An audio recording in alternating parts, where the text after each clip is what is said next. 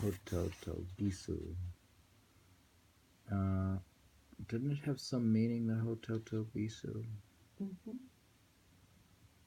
There's something about the word. The bird. Oh, it sounds like a Buddhist saying or something. It's a bird. Oh, it has more than that. I forgot what it was, but the word Hototo Gisu, or the sound of what it says, I don't remember, but it's a symbol in Japanese poetry. The cuckoo has emerged from his faraway mountain peak. Along the rim of the foothills, his note comes drifting down. Now we have the Hototo Gisu again. Fukaki mini mari. Cuckoo has emerged from his faraway mountain peak. Along the rim of the foothills, his note comes drifting down.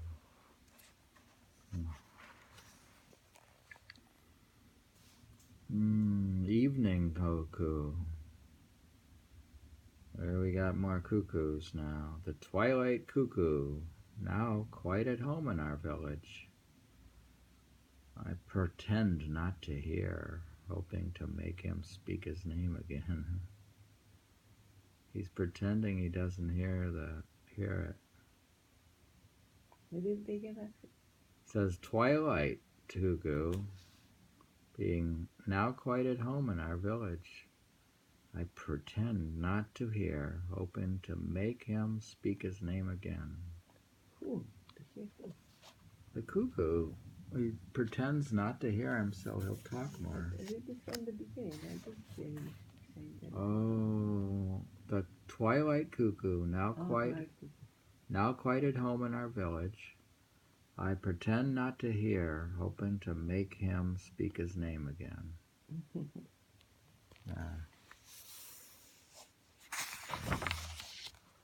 Interesting. He is in communication with the bird.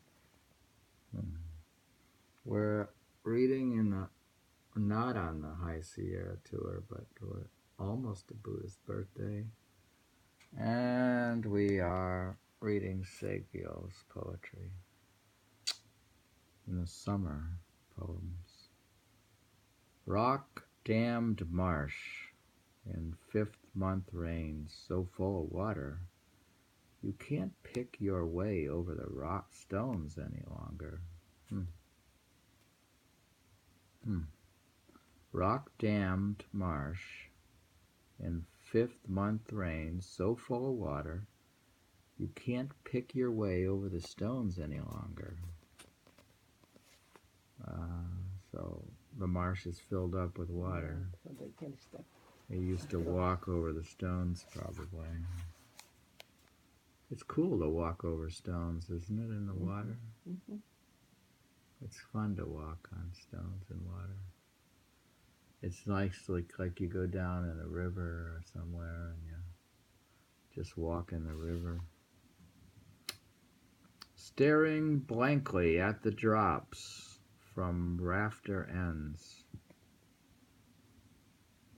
Barely getting through the days. Fifth-month rainy season. Staring blankly at the drops from rafter ends. Barely getting through the days. Fifth-month rainy season. So now he's sitting in his hut and the drops of water are probably falling. Read it again. Staring blankly at the drops from rafter ends, barely getting through the days, fifth-month rainy season. It seems he's bored already. He's contemplating the He's not supposed to be bored. He's supposed to be an enlightened Buddhist, so he's free of passion. 5 months of rainy season. That's a lot, huh? Here we have a weekend. Fifth month of rainy season? Here we have a weekend. Yeah, I suppose if you were in the fifth month of rainy season, maybe you would get bored. Who knows? That's a long summer, maybe. Is the summer rainy? Now it's a good question about Japan. He's totally become one with it. It seems the way We he need feels a like he's like the raindrops. we need a weather expert in Japan. Now we come to, we're still in the summer we're reading Saigyo's poems.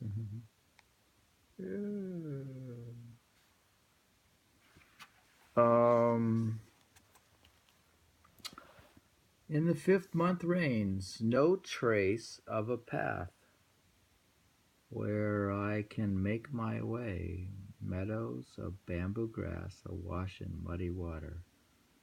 Oh, his path now is covered. In the 5th month reigns no trace of a path where I can make my way. Meadows of bamboo grass awash in muddy water.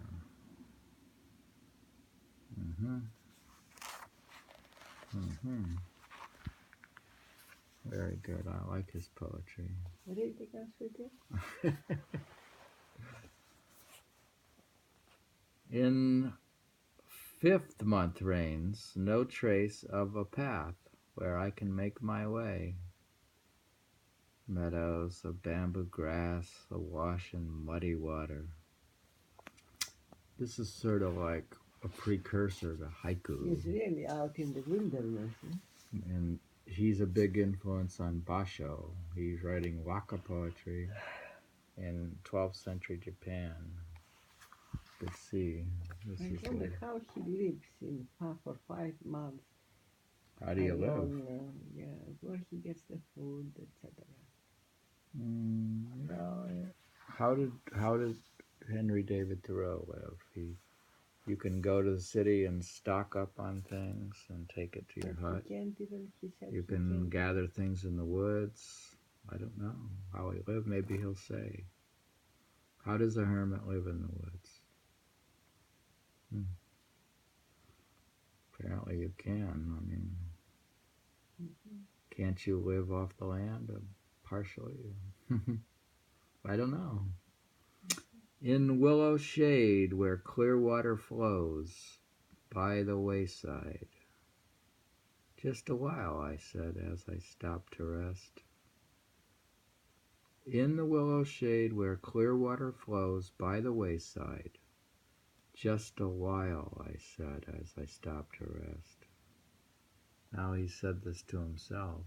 I'm going to stop here. Just take a while and maybe he's just enjoying the moment. Well, he needs a rest. Needs a rest. It is summer. It's pretty hot. Yeah, who knows? Across the face of the field, wilted grasses darken. The chill clouding over of a sudden storm sky. Shinkankasu, the Shinkinkasu is the SKKS, number 3. That's the note down here. That's the collection it's from. Across the face of the field, wilted grasses darken, the chill clouding over of a sudden storm sky. We're continuing with summer. Traveler passing where grasses are deep. He says, traveler pushing his way through a summer meadow. Grasses so thick, his sledge hat seems to float over their tips. Traveler pushing his way through a summer meadow, grasses so thick, his sledge hat seems to float over their tips. So a guy's walking through the grasses, tall grasses, and all he sees is like this hat that's sort of floating over the tips of the grasses. Right? Traveler pushing his way through a summer meadow. Grasses so thick, his sledge hat seems to float over their tips. So there's somebody else there, eh? Yeah, he's not entirely alone. He's got, remember he had friends and he hoped his friends might come. Travel, people travel also, you know. We're going to try to People finish travel with from summer. plane to plane. Summertime. Summer nights, I doubt they can even see the moon.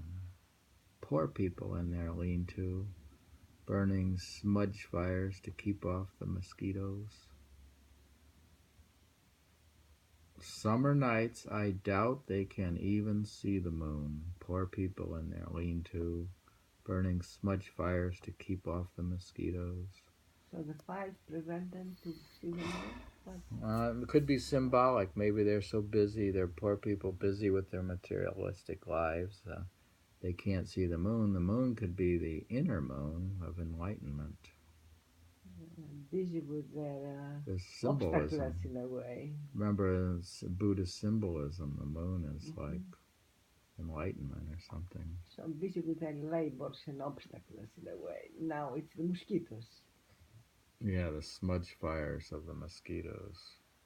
You're keeping the mosquitoes off of you. You're busy keeping trouble away They put from fires you. to keep them. So how are you going to see the moon when you're busy building your fire, smudge fire? You're smudging the fire. When your mind is Your mind is, I'll read it again.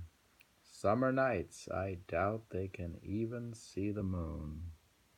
Poor people in their lean-to, burning smudge fires to keep off the mosquitoes. We just finished the summer and we'll be coming to autumn, and here we are reading the poems of a mountain home of Saigyo. Very nice. There he is. He didn't realize he'd become famous in America. How he knows that we read him now. How would he know it? Well, he would be. That's what means Buddha to become one. You know, now we are one with Basho. Basho? Basho. Basho? Basho. But Basho became one with Saigyo. Saigyo, I mean, yeah. Saigyo. Now you're one with Basho, and I'm one with Saigyo. We are one with Saigyo now, I mean. We are one with Saigyo. This is a distinguished scholar from Columbia University. Here he is. Columbia University. Columbia University Press. They seem to have pretty good Asian studies there. That's smart. All right.